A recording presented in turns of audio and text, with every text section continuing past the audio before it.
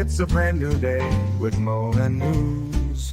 It's time to have your say. She's got the scoop, the stories, all the latest trends. Mo's got the news, let's hear it.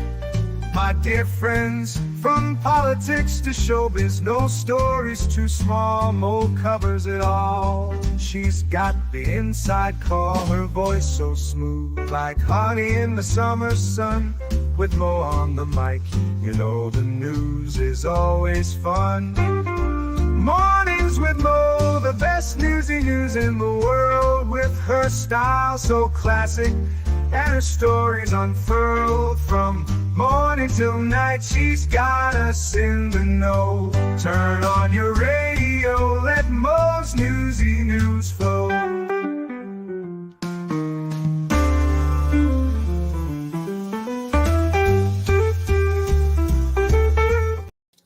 Hello, everyone. It is Friday, the 28th of June, and we have shenanigans covered.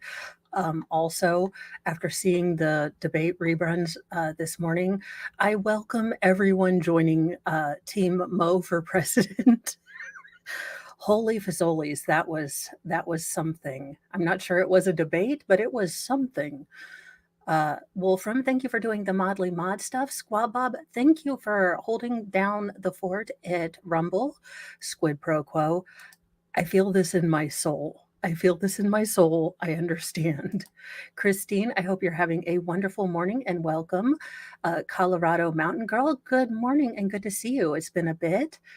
Squid Pro Quo, absolutely. Thank you for putting up the links. Fraud at Wrangler, Jedi Jess. Let's see here. Oh goodness, I am going to mispronounce your name and it is not intentional, but I will try to not butcher it. Tiana? Maybe. If you could spell it phonetically, I will try my best if I messed it up.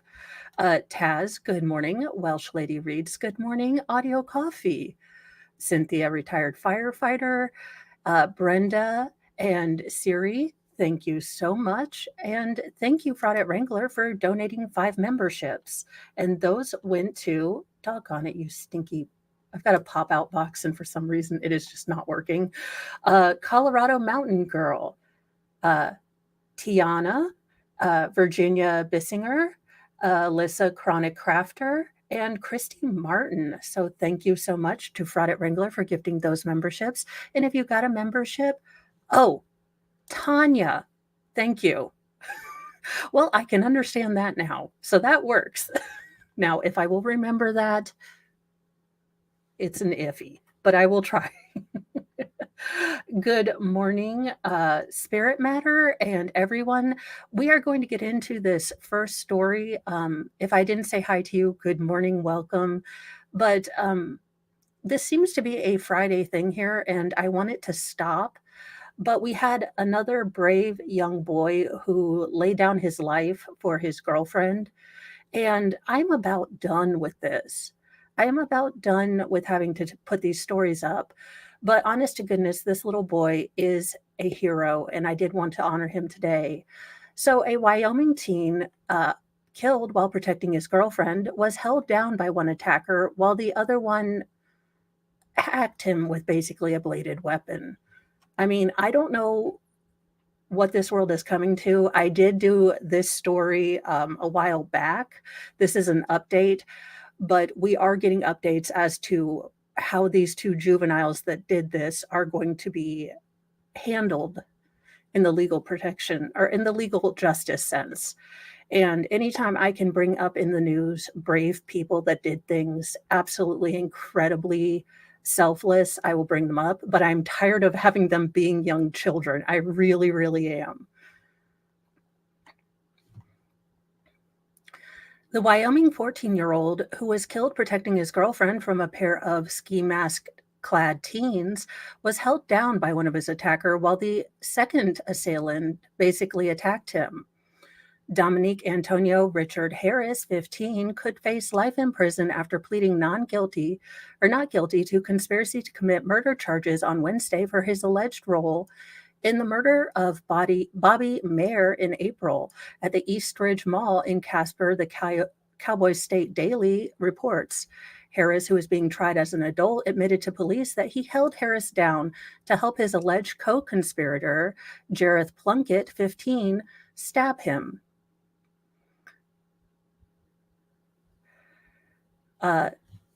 Just absolutely, absolutely heinous. Harris claimed he was only holding Maher down, quote, to make sure that the fight was over, end quote.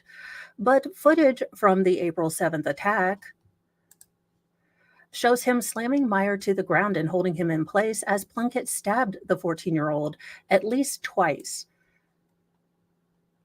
Officials said that Meyer was rushed to the hospital to help his girlfriend after she called him about Harris and Plunkett allegedly stalking her and a friend. Harris and Plunkett, who are also accused of stealing knives from Target prior. Yes, I do believe that they aren't published yet. States can be iffy when minors are going to adult court, so I doubt that they will be able to keep this under wraps. And welcome, Shizzy Raiders. If you guys like maybe more of a little bit more political show, definitely check out Shizzy. He usually goes on an hour before me, and you get a little bit of a different flavor of news. Now, Harris claimed that Meyer asked the 15-year-olds if they were both quote unquote freaks because he saw them exit a portable bathroom together. I mean, what are we doing here, you guys? Surveillance footage from the mall showed Meyer try to usher his girlfriend and her friend out of the shopping center before Plunkett confronted him. Harris is charged with conspiracy to commit first-degree murder, aggravated battery and assault, and misdemeanor theft. Despite not pleading guilty, defense attorney Brandon Booth said his client reserved the right to change the pleas for reason of mental illness or deficiency. Yes, I will. I am trying to keep a place. I am trying to get better because I've got no, I don't have my Post-it notes. Today, I have nothing.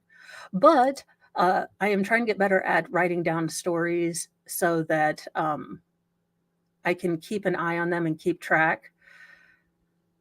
Let's see here. Last week, Plunkett pled not guilty and not guilty by reason of mental illness and deficiency, with the judge ordering him to undergo a mental exam.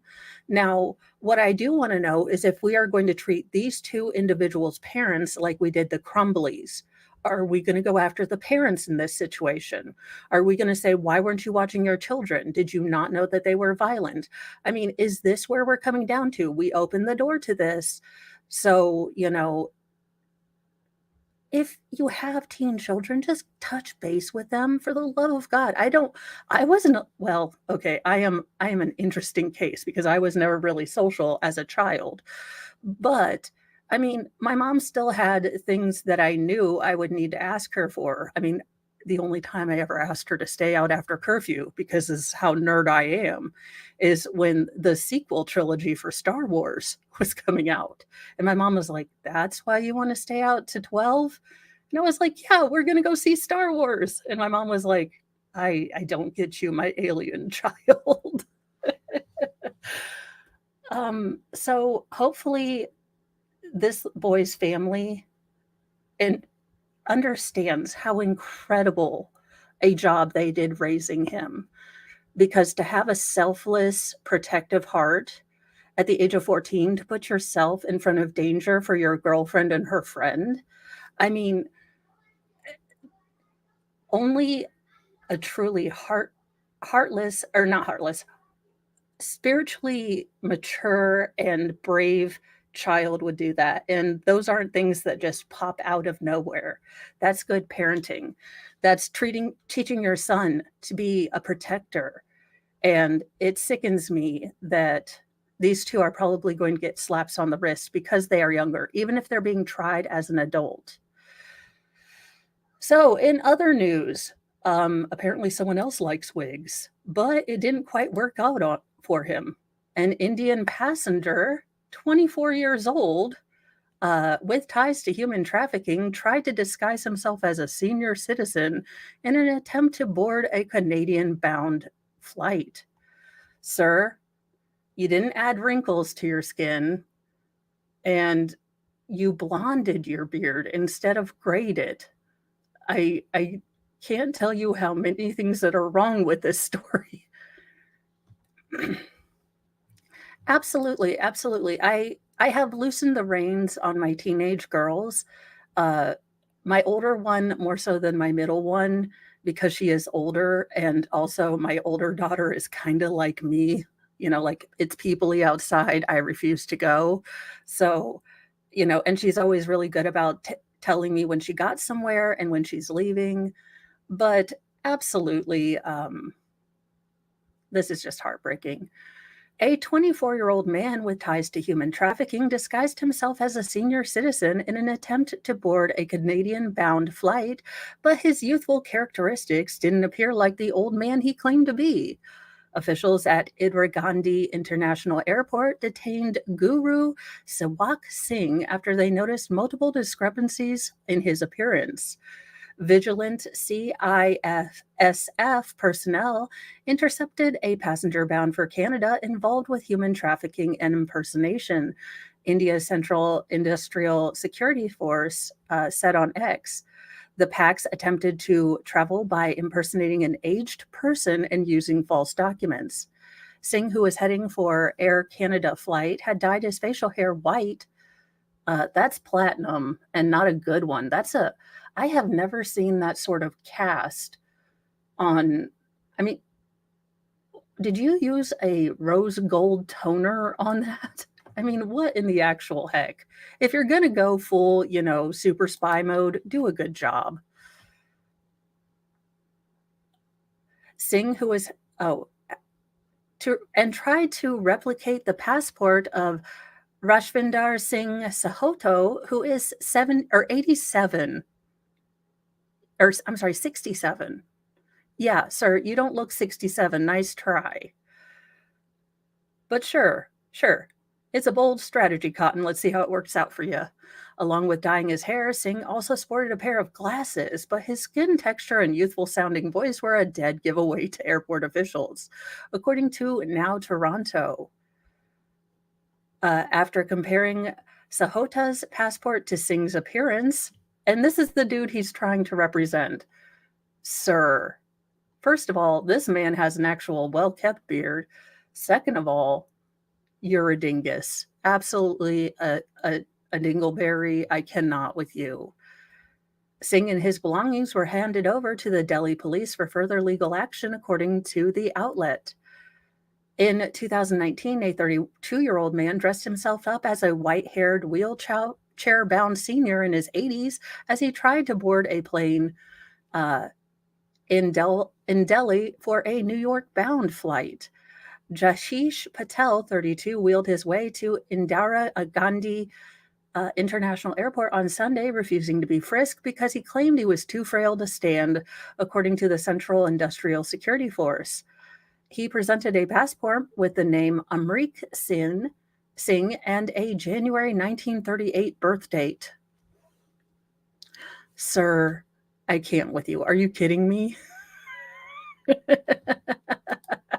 I too want to be so terrible I kind of am so terrible at my job, but I too would like to be Trooper Paul level of competence sometimes. Good morning, JB and Jude Carrio and Ressa, sorry. Yeah, sir, you don't look 84, but okay. But security at the Delhi airport grew instantly suspicious because Singh refused to make eye contact, and even with his hair and beard dyed white, he clearly did not match the age on his fake ID, according to local reports. I mean, you guys, we have wigs. Seriously, I like this one because I cannot French braid to save my life. To save my life, like upon penalty of having to eat or drink more Malort, I could not, Dutch braid my hair to save it. It would look like a rat's nest. So having a wig where they do it for you is nice. Welcome to Wig Talk with Marissa. Anywho, so yeah, apparently, if you're gonna go old, you have to really work on your makeup in India. So nice, nice try, dinguses. I do not wish you better luck next time. I wish you no luck. In an interesting legal thing, and I hadn't expected this, but the Parkland bad guy signed over his rights to his name, and now just one survivor owns it. So I don't know, uh, Reese's. Well, I try, but let me be real with you. I named all three of my girls four-letter names, and that's because I stink at names. I do wonder how this is going to work out if he wants to write a book, and this will. I know that most states have laws against, murderers getting money or gaining fame off of their notoriety. So this may be a way that he can reach some of the restitution, but this seems very odd to me, but I am not a legalologist. Anthony Borges now owns Nicholas Cruz's name, according to his lawyer, as part of a negotiated civil settlement between the gunman and the teenager who survived multiple gunshot wounds at Marjorie Stoneman Douglas High School. Cruz cannot so much as grant an interview without the written consent of a young man he tried to take out on February 14th, 2018.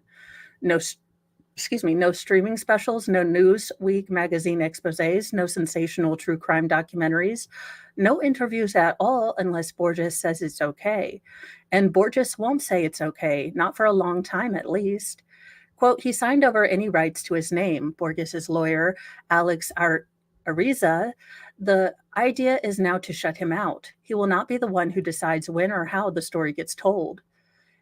Borges, who is now 21, remains every bit the soft-spoken, peace-seeking young man who testified against Cruz at his 2022 sentencing trial, and in 2023 against the former deputy Scott Peterson, not that Scott Peterson, only one T.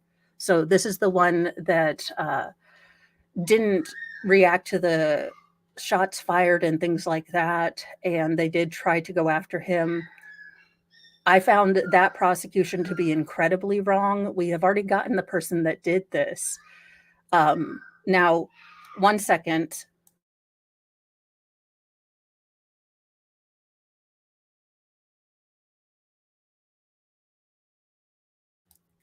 Youngest, most feral, starting his pestering little brother bit early today, who was accused of and acquitted of failing to protect children by not confronting the shooter. In an interview Wednesday, he expressed no interest in leveraging the, terrible person's name for his own benefit. He also expressed no desire for revenge. I'm not with that kind of mentality, he said. Cruz managed to take the lives of 17 people at Parkland High School and physically wound more than 17 more on February 14th, 2018.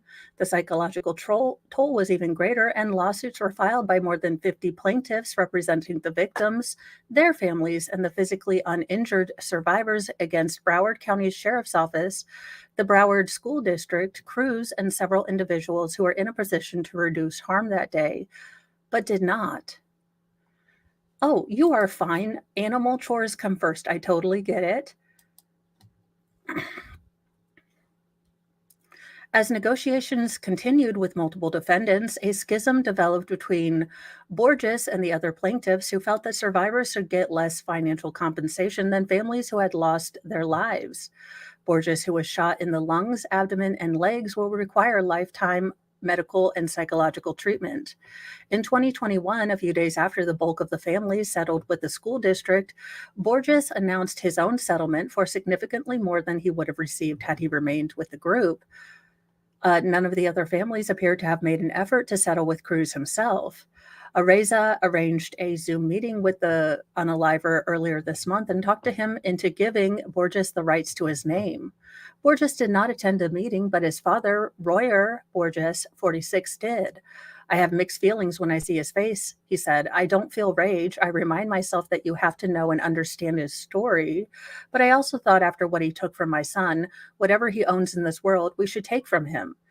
The agreement means that Cruz cannot enter into any agreement with a documentary film producer or book authors without Borges's permission. According to Areza, that extends to all interviews with news organizations as well. He's willing to fight in court if necessary, but the real objective was to take power and control from Cruz, not legitimate news operations.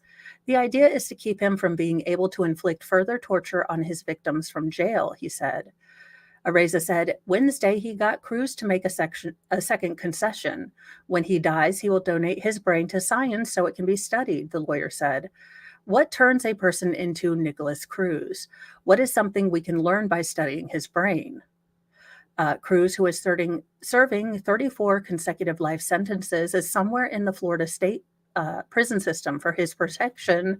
His exact location is not disclosed by the state under a rarely used but exemption to Florida public record laws. So I am not quite sure how that is all going to work, but this does seem super interesting. I don't know how I want to study this kid's brain. Don't get me wrong. I wish science could figure this out. But I don't know that one can I guess if he consents to letting his brain being, looked over for science, but I don't know how that legally can work. And our resident, person with actual legal knowledge is saying that apparently you can't donate like just your brain. I don't know. This is something I'll have to look into. I have no idea if that is even something that is possible, but hey, if they can get answers when he passes away, I guess fine by me. In a tragic sort of freak accident, a Kentucky college student was unalived by an Ohio driver's runaway tire in a case cracked by a jailhouse call, police said. An Ohio man claimed he was unaware that the tire rolled off his truck, may have killed someone, was dashed by a year-old jailhouse phone call that was dredged up by investigators, police said. Laura Collins, an 18-year-old rising sophomore studying fashion merchandising at University of Kentucky, died of her injuries after a runaway tire rolled across the concrete barrier on I-75 near the Ohio border, smashing through her windshield just after midnight on July 16, 2023, according to Boone County Sheriff's Office.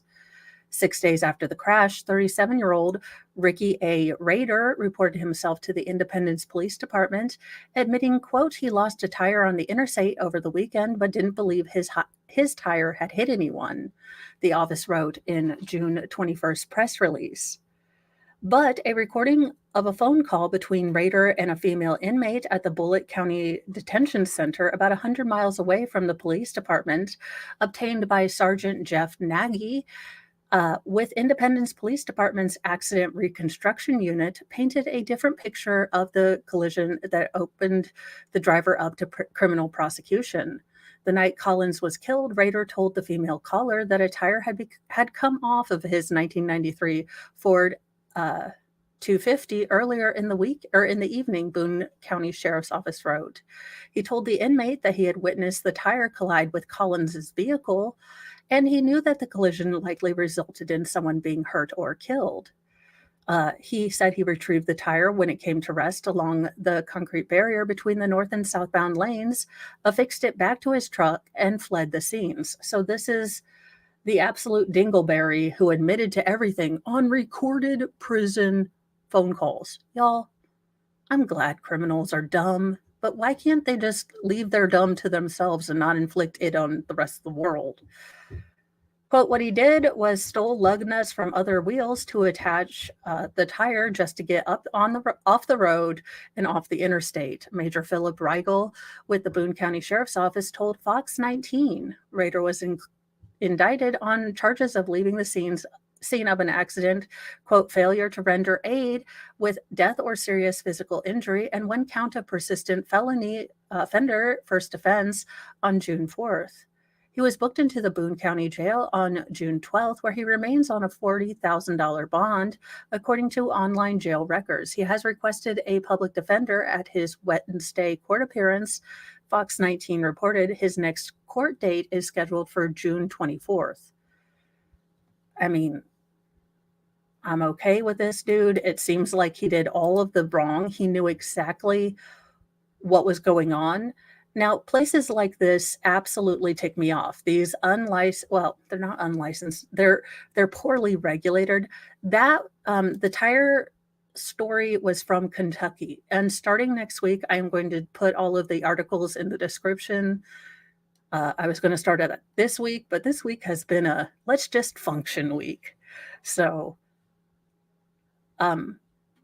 now, cops are investigating a healthcare owner accused of unaliving one and facing potential charges in 19 other deaths at her unlicensed facility. I mean, these stories tear me up because these people are so incredibly vulnerable that it's ridiculous to me.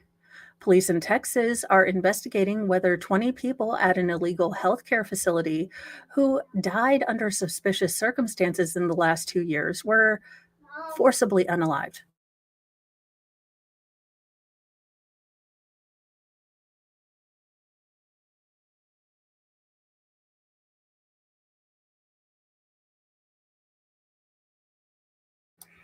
Sorry, I had to negotiate that Gunner's on Griffin's side and that remind the two children that we have 3 different couches plus a basement. Litigation between between 2 children. The owner of the illicit healthcare company, 49-year-old Regula Sue Becker, was charged with murder in the death of a 60-year-old Stephen Kelly Prince. Arlington Police Department spokesperson Tim Sissio said in an email to Law and Crime. Now, Arlington police are taking a closer look at 19 other deaths of clients who have passed away while one of Becker's 5 unlicensed facilities. Cops said at a press conference on Wednesday. Investigators filed murder charges against Becker in January 12th after an autopsy revealed he had died of a mixed drug toxicity. The drugs were antidepressant sedatives, according to detectives that are aware of all the information in the case. Quote, following a lengthy review of his medical records, it became clear that the drugs were in his system and had never been prescribed to him by a doctor or used in any medical treatment he received, Detective Kristaline Robinson said. Pankrat's family noted how his health seemed to deteriorate from the moment he entered Becker's facility. I absolutely do need that sign, Jedi Jess. Thank you for the super chat, and absolutely, I do. They also noted how his health seemed to deteriorate from the moment he entered this facility, according to investigators. Becker owns a company called Love and Caring for People Incorporated. Interesting. The facilities were located throughout the Dallas area. Cops also said at the press conference they were having a coroner re-examine the autopsy of an October 2022 death of Karen Walker. Just 19 days before she died, Walker allegedly wrote a will handing over her estate worth $330,000, including a $223,000 house and $75,000 in bank accounts to Becker. Look, it didn't work for Harold Shipman. It's not going to work for you, ma'am. Nice try, but no. A family member said in an interview with a local ABC affiliate, WFAA, earlier this year that while Walker had diabetes, she was otherwise healthy. Quote, we are deeply concerned about what we saw in these homes, that what we found and what we heard up to that point, said Lieutenant Kimberly Harris, commander of the Behavioral Health Unit. Today, I'm here to tell you that this is just the tip of the iceberg. Harris alleged Becker would cut her clients off from the outside world by confiscating phones and refusing to provide them medical attention. Investigators also believe she stole from her residence. We have allegations of abuse, theft, fraud by Ms. Becker and her company. Kelly Land, Arlington Police Crisis Intervention Specialist. These stories we've heard from clients and their families are disturbing and heartbreaking and unimaginable, and we are committed to delivering justice to the family and victims. Complicating matters is many of the 20 victims had been cremated, buried, or had their bodies donated to science. Cops first arrested Becker on abandonment and endangerment charges in February after she allegedly abused a wheelchair-bound woman with cerebral palsy. Nope, we're done. We're done. Lord Chippy, you have a contestant. You have a contestant. I mean, all we ask anyone to do is don't hurt puppies, don't hurt children, don't hurt the elderly. And if you can, manage it successfully, don't be mean to people in general. How is this so daggone hard? Cops, let's see. I was held against my will, the woman told WFAA. Becker remains at the Tarrant County Jail on a $1.5 million bond. Absolutely disgusting. In another little guy who turned out to be a hero this week. Now, y'all know I don't know any about sports ball, but this seemed like a good story. So hopefully I don't mess up names. Dodgers bat boy saves Sahohi Ohanti with an incredible dugout snag during a White House game. So let's see what he did. Oh, holy fazolies. Yes, he did. Well, get that boy a hot dog and let him, for the love of Cheetos, look, don't expect any lightning fast reflexes from Mo. You will be getting a baseball flying right past me before I even move. So I'm just saying, do not depend on me for baseball safety because I will not be able to help at all. Hey, Otani was nearly at the wrong end of a stray baseball during Wednesday's series finale at Guaranteed Rate Field against White Sox.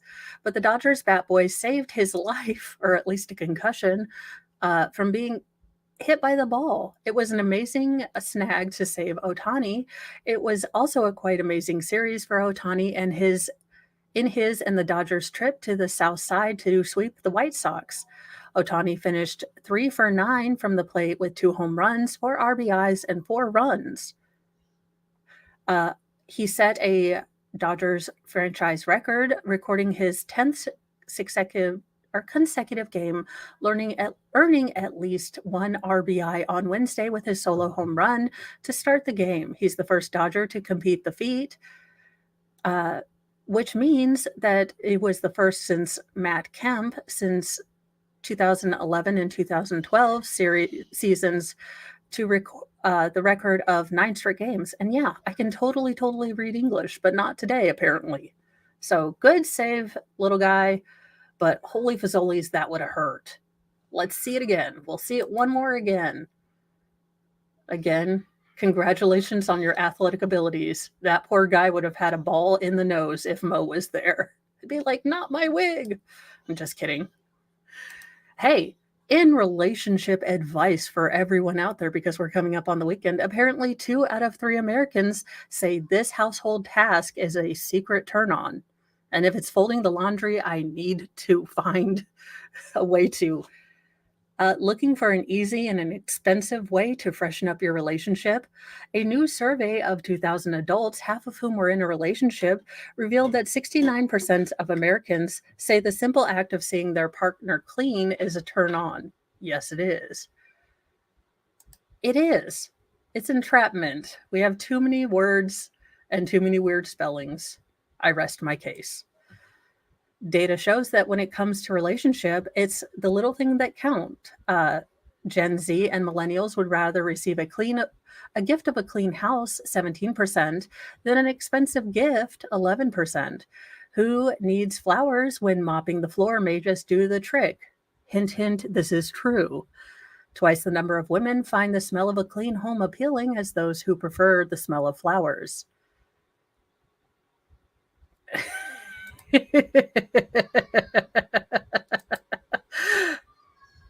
Conducted by Talker Research.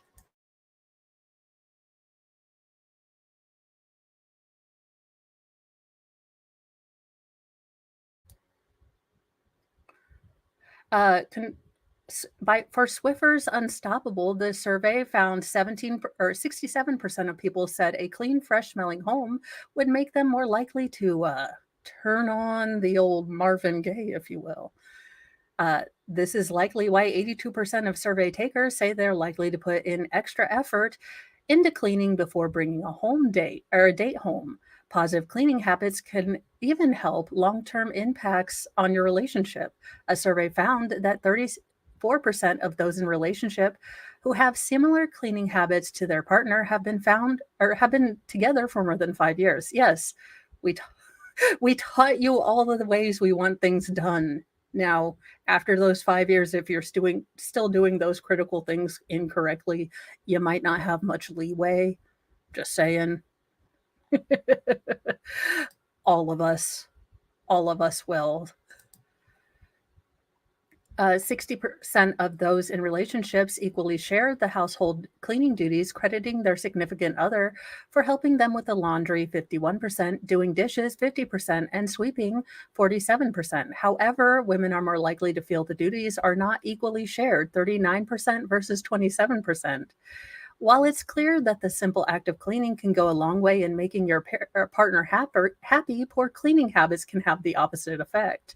Yes, if your wife has to tell you every week since we were married that the laundry fairy does not exist, you throwing your clothes on the floor and them magically appearing, cleaned and washed, is a is not a magic trick. No, it's your wife picking them up. We have a basket right there. I cannot with you, Mr. Mo, today. And if you're looking to settle down, make sure you're doing your fair share. 65% of those surveys said they're less likely to move in with a partner who has poor cleaning habits. If that doesn't convince you to grab a mop, a survey also found that those who clean for at least half an hour a day are likely to get fresh twice as often as those who clean once a month or less. Even if you're not dating or in a relationship, a clean space matters. When entering someone's home for the first time, first impressions are important. And those surveyed even prefer these qualities over good decor, 18%, or a larger space. How clean your home is can even change how people see you. Nearly 8 in 10 Americans see homes as a reflection of their owner and say cleanliness of someone's home affects how they see them as a person. So there you go.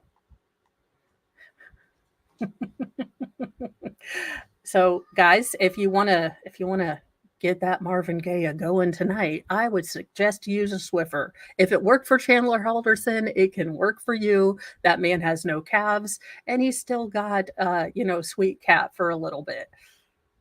Allegedly. Well, we've got another one of those weird old monoliths that just popped up in northern Colorado. If the aliens are coming, can they make it so they come before the presidential election? I'm just saying it might save some of the chaos for chaos. A mirrored monolith appeared in northern Colorado, the second such structure to be found this month. The approximately 8-foot high metal structure was spotted in a Bellevue field and went viral after photos were shared on Reddit. Lori Graves, who owns the land on which the monument was discovered, said many people have been asking about the mysterious structure at her nearby business, the Howling Cow Cafe. Graves says she doesn't know where the monolith came from. Quote, I have ideas, but I almost don't want to ruin the mystery around it, she told KDVR TV. I'm not going to ask people. The discovery comes less than 3 weeks after a similar monolith was found in the desert north of Las Vegas. The Nevada monolith was removed by the police out of concern about risks from crowds attempting to catch a glimpse of it. The Colorado monolith is four-sided, while the Las Vegas counterpart was three-sided. The monoliths are the latest to appear mysteriously since 2020. Structures were also found in locations including Utah, California, Las Vegas, Texas, Florida, Wisconsin, Romania, England's island or Isle of Wight. Anonymous art collectives called the most famous artists later took credit for several of the US based monoliths.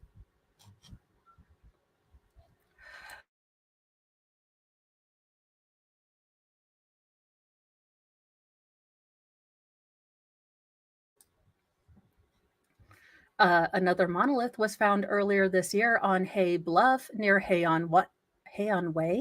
Hay on Y? Welsh lady, I need, is it way or why, or have I even said it even somewhat right? Origins of that structure also remain unknown. Look, I get being, a globe-trotting, S poster with these monoliths, but I would take full credit. Y'all, I could not keep a secret. I'd be like, yep, it's me. I'm making people scared about aliens. Uh, but, maybe these people are better at keeping secrets than I am. Hey on Y. Okay.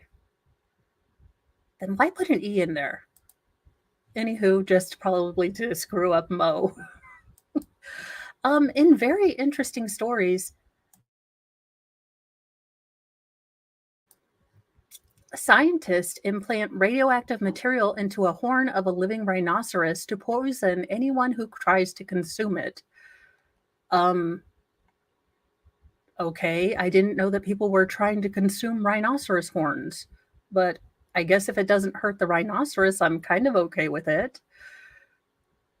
In an effort to make them useless to poachers, researchers are implanting radioactive isotopes into the horns of rhinos in South Africa.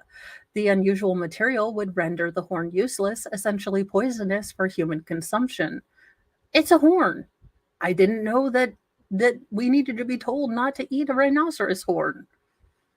I mean, and what do you do with it? Do you like grind it up like freaking Parmesan cheese? What the heck are we talking about here? The unusual. I'm not saying that, but thank you for your super chat. And no, I don't. But thank you so much for your super chat. James Larkin, professor and dean of science for the University of Witwatersrand in Johannesburg, told Agence France Presse, or Press, I don't know, the isotopes would also be strong enough to set off detectors that are installed globally.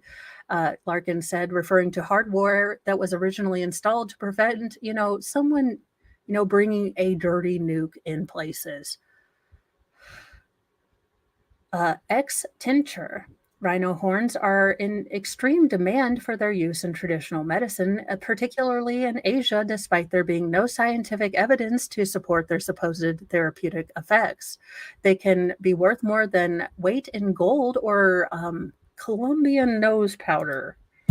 According to the AFP, 499 rhinos were known to have been hunted down in 2023, representing 11% of increase over 2022. While 3 species of rhinos remain critically endangered, white rhinos in Africa have fortunately made a remarkable recovery after once thought to be extinct, thanks largely to conservation efforts. According to a report, there are 15,000 rhinos in South Africa.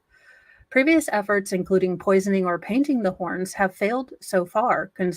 Conservationists have even resorted to dehorning rhinos intentionally since the 1980s to keep them safe from poachers.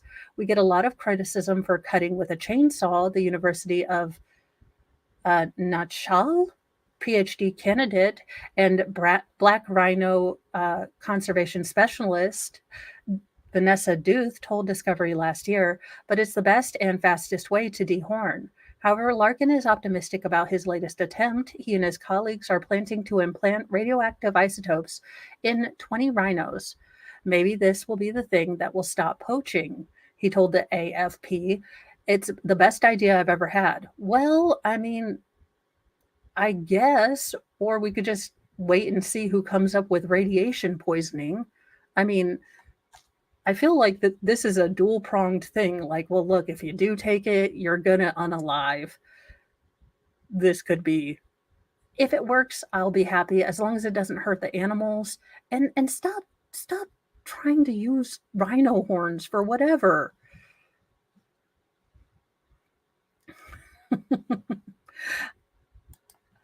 um, well, make sure your UPS person or Amazon person is really an Amazon person. Armed robbers are now posing as delivery drivers, and they raided a Colorado family home and assaulted children. So they go, and let's see here. Yes, one-way ticket to Snake Island. First of all, if I'm waiting for an Amazon package and you are a fake delivery driver, we're going to have issues. So that's two Snake Islands. Second of all, you try to come into my house, we're going to have mega issues. Armed robbers posing as delivery drivers stormed into a Colorado family's home, assaulting the two children and babysitters inside before looting the house of its jewelries as the horrified parents could only watch from the doorbell camera.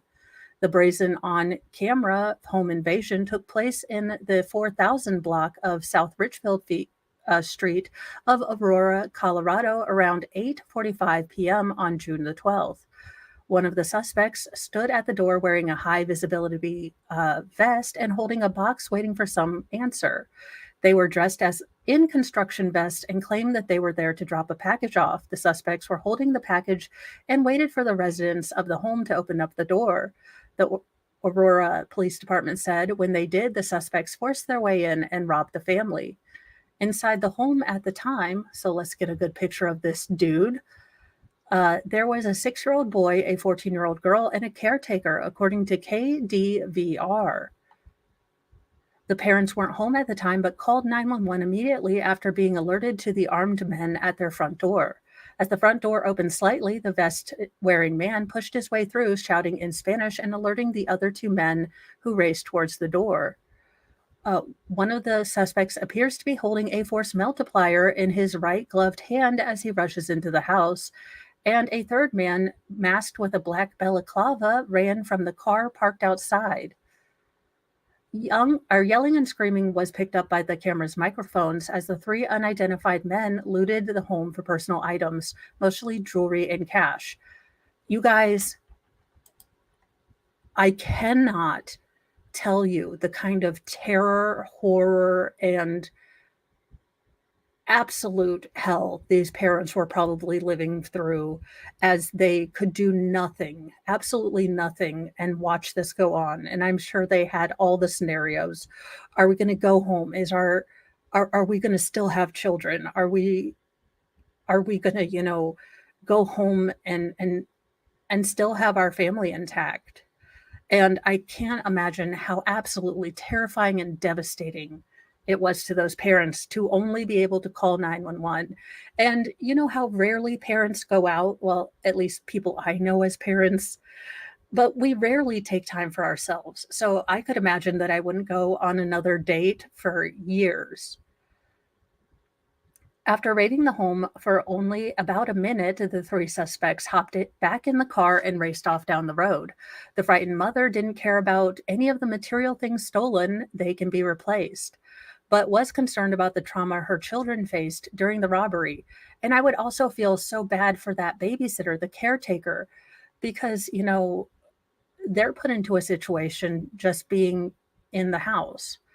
During the home invasion, suspects allegedly pushed the young boy and his caretaker to the ground while inappropriately touching the teen girls.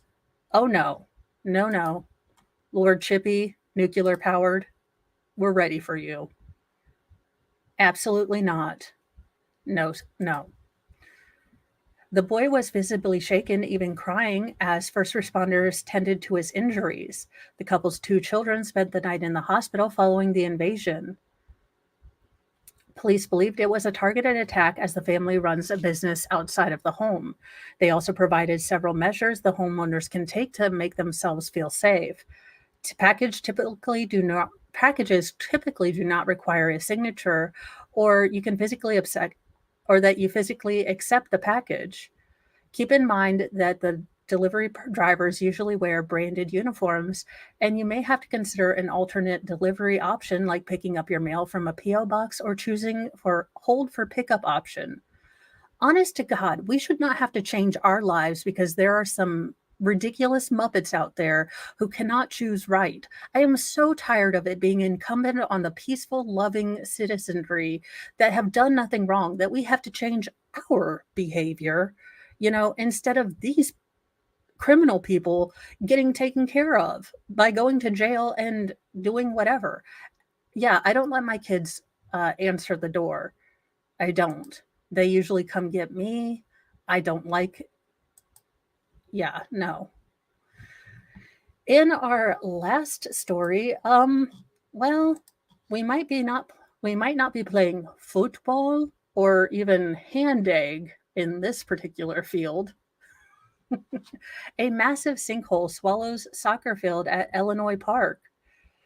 A massive sinkhole opened between the soccer fields at an Illinois park, swallowing large chunks of several fields and a large light pole. Security video recorded by Alton Parks and Recreation shows the moment the sinkhole opened up at the middle of the soccer complex.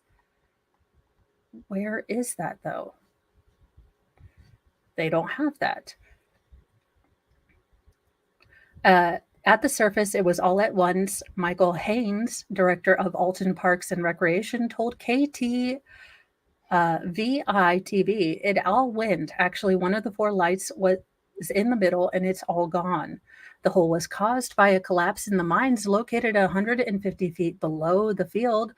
Fields 3 and 4, officials said. New Frontier Materials, the company that operates the mines, said engineers sent a letter to the park Wednesday engineers were sent to the park later Wednesday to assess the damage.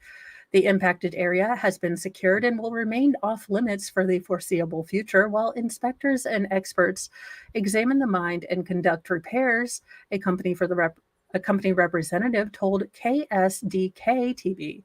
Haynes said there were no injuries resulting from the sinkhole, which measures about 100 feet wide and 30 feet deep. Soccer fields, which feature artificial turf that was installed in a $1.2 million project in 2018, will remain closed for the foreseeable future. We are waiting to hear back from the mine and see what geologists and the engineers have to say about it, he said. We'll follow their leads on where to go from here. They can determine what happened, why it happened, and how to prevent it, how we can fix it happening here. I mean, look, I know it's not safe, but I can tell you from experience, my boys would play sinkhole forever if we got a sinkhole in our backyard. I am glad that they are going to keep this roped off because I could not imagine a better boy, like kiddo, just something more attractive to young children that could possibly get them into danger. A big giant hole / pool looking thing with a bunch of dirt in it. I would not imagine that my kiddos could stay away from it. So hopefully they are keeping it, roped off and keeping everyone safe. That is all of the crazy news this morning. I will be sending you over to Baker. Hopefully today is the last and final day of deliberation, because if I have to come back Monday, I may be in tears. That's just all there is to it. Thank you for joining this morning, and follow us on over to Baker. Check out Wicked Wookie, Squid Pro Quo, Christine Fortuno, and a bunch of other people are starting their own channels or have had their own channels, and we need to spread the love around. So have a wonderful weekend. I will see you Saturday on Stabby Day and then possibly something else. So I will see you guys later. Bye.